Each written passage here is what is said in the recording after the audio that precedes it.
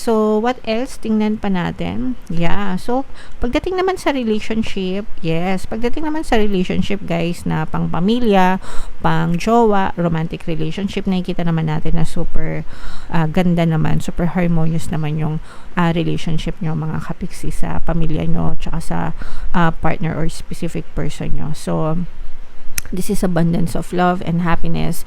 Talagang mararamdaman nyo yung pagmamahal, yung init ng pagmamahal.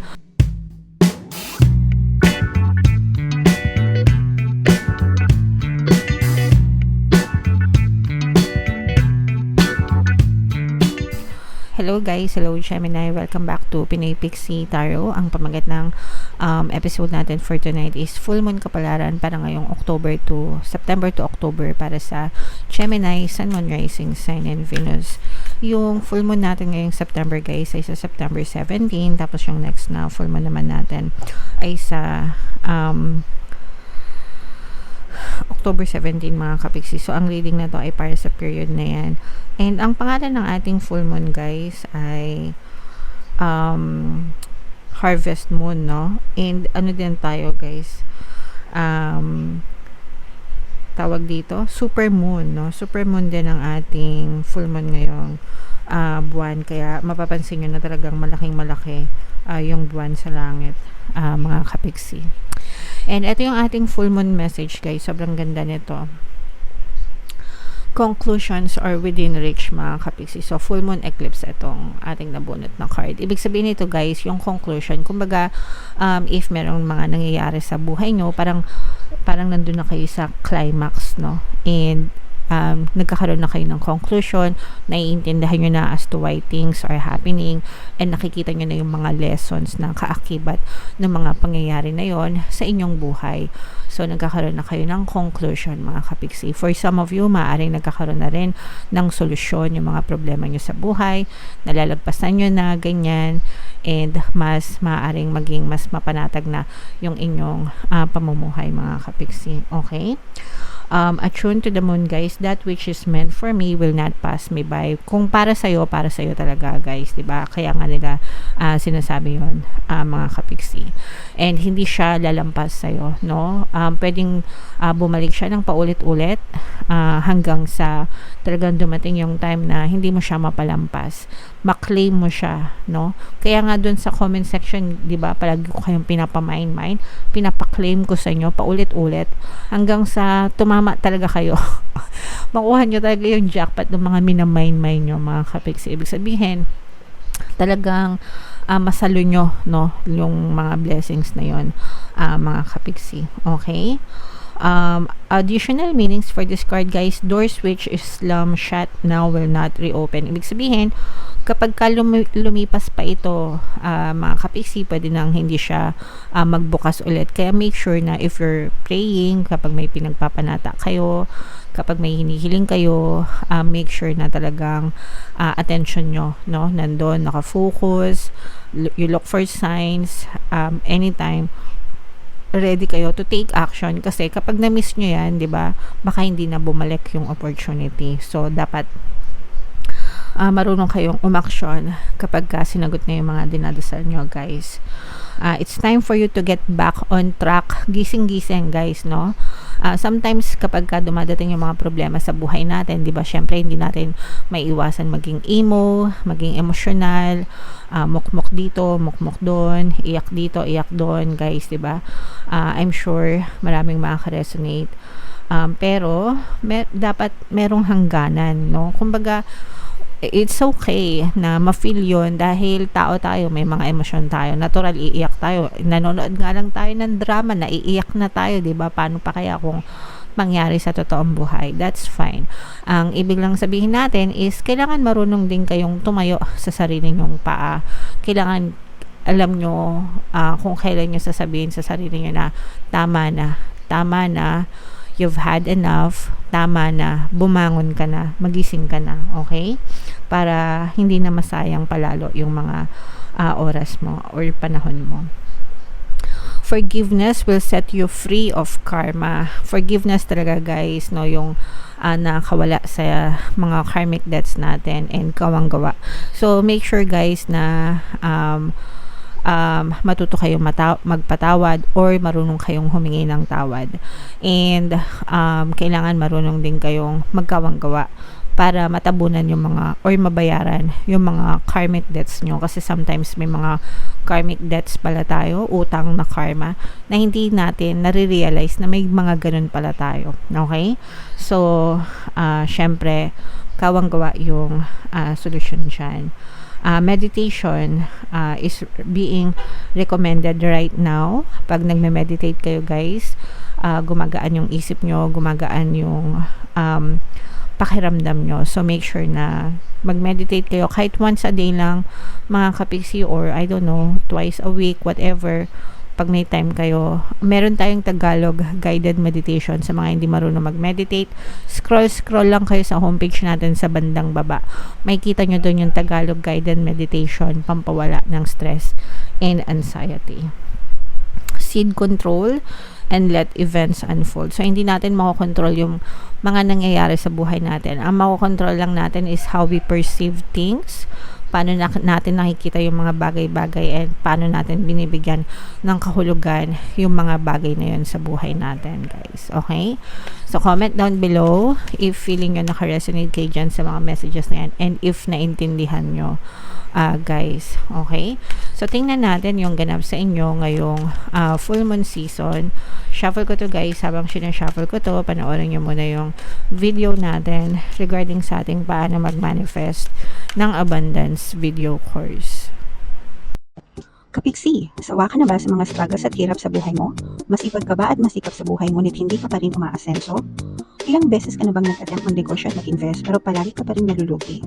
Sa pagkakataon na ito ay maaaring may subconscious beliefs ka na nagiging balakid sa iyong pag-unlad at pagyaman. Introducing, paano mag-manifest ng abundance video course. Dito ay matututunan mo ma-overcome ang mga balakid mo para tuluyan ka ng umunlad, umasenso, sumagana, maging matagumpay, successful at maswerte sa iyong kabuhayan, pera, trabaho, negosyo sa labi at kaperahan ng bonggang-bongga. Dali, mag-send na ng email sa pinoypixie@gmail.com at simulan na ang iyong pagyaman ngayon. Alright, so sa lahat ng gusto mag-avail ng course guys, mayroon tayong discount ngayong September. Magbibigay tayo ng 500 pesos discount until September 30 guys, so i-avail nyo na yan, sobrang ganda. And meron din tayong bagong course mga kapiksi, paano mawala ang third party at magkaroon ng harmonious na relationship para mawala yung mga kabit ng mga jowa nyo guys. 30%, 20% discount pala until September 30, so i-avail nyo na mga kapiksi, sobrang ganda.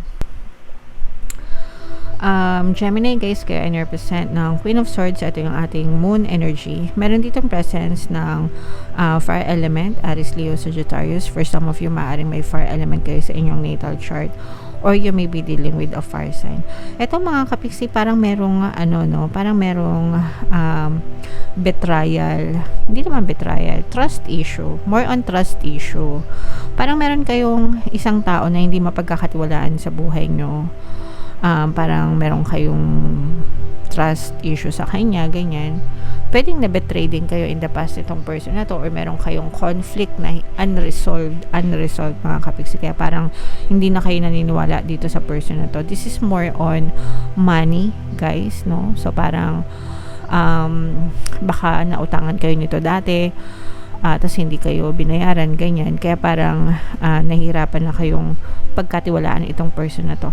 For some of you, pwedeng sa trabaho din na baka ginawan kayo ng hindi maganda sa trabaho, like chinismis kayo or nagkaalitan kayo dahil sa trabaho mga kapiksi. So parang nagkakaroon kayo ng gap with this person. So unresolved guys, unresolved na relationship problem. Pero this is not romantic, no? More on kaibigan, more on kakilala mga kapiksi. Okay, so syempre gusto natin na palaging maayos, no, yung relationship natin. So kaya nga 'di ba sabi dito guys, forgiveness will set you free of karma. So kung sino yung may kasalanan, kung feeling nyo kasalanan nyo, mag-sorry kayo.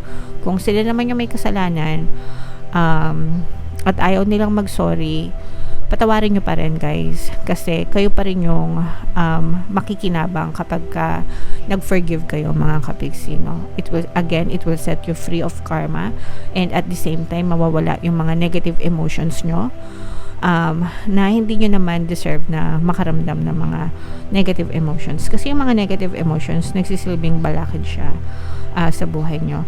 Meron kayong chance, parang meron kayong pinagpipilian na parang mag-level up yung kabuhayan nyo. So, pagdating sa pera, no, parang either, pero tinitimbang nyo pa yung choice nyo, mga kapiksi, either yung iba sa nyo, parang pinipili nyo kung magtatrabaho ba kayo or magnenegosyo, o kaya naman kung trabaho, pinipili nyo kung mag-a-apply ba kayo internally ng ibang position or external sa ibang company, yung mga ganun. O kaya naman pinipili nyo kung mag-a-abroad ba kayo, kung anong bansa, yung mga ganun. So, meron kayong mga win-away na options pagdating sa kaperahan sa pagtatrabaho, guys. So, take your time, i-ask nyo yung sarili nyo, tanongin nyo yung sarili nyo, ano bang goal ko? And ano ba yung makakatulong sa akin para ma-achieve ko yung specific goal na yun. So, ganun, guys, no? And then, doon kayo mag-decide, mga kapiksi. So, what else? Tingnan pa natin. Yeah. So, pagdating naman sa relationship, guys, na pang pamilya, pang jowa, romantic relationship, nakikita naman natin na super ganda naman, super harmonious naman yung relationship nyo, mga kapiksi, sa pamilya nyo, tsaka sa partner or specific person nyo. So, this is abundance of love and happiness. Talagang mararamdaman nyo yung pagmamahal, yung init ng pagmamahal, yung pagtutulungan sa isa't isa. And kung meron din kayong family business, no, talagang nakikita natin na lalo pang lumalago, lalo pang napapalaki nyo yung family business nyo. Kung kahit hindi family business, basta business, mga kapiksi, no? Sa mga may negosyo na mga kapiksi natin, lalo pang uusad. Maganda yung networking nyo, ibig sabihin maganda yung connection nyo sa mga customers nyo, sa mga business partners nyo, kaya mas lalong nagtatagumpay yung negosyo nyo. Pwede rin kayo, guys, makinig ng mga pampaswerte subliminals natin for business, no? Yung mga panghatak ng customer para lumago yung kita, ganyan. Super effective din, guys, as in pakinggan nyo lang siya everyday, play nyo lang, talagang mararamdaman yung pagbugso ng customers nyo. Marami na yung success stories, okay? So, ito, guys, i-mind nyo yan lahat sa comment section. Mind harmonious relationship, mind masaganang negosyo. Syempre, guys, pag masagana yung negosyo nyo, masagana din yung kita nyo. Alright? So, comment down below, no? Gemini, if feeling nyo nakaresonate kayo. And wag nyong kalimutang makinig ng mga pampaswerte subliminals natin. Libre lahat sa YouTube, guys. Ito yung playlist. And ito naman yung ating success stories ng paano mag-manifest ng abundance video course. Click here to subscribe. And panoorin nyo na itong ating 2025 kapalaran, guys. Thank you for liking, sharing, and subscribing. See you again next time. I love you all. Have a nice day. Bye-bye.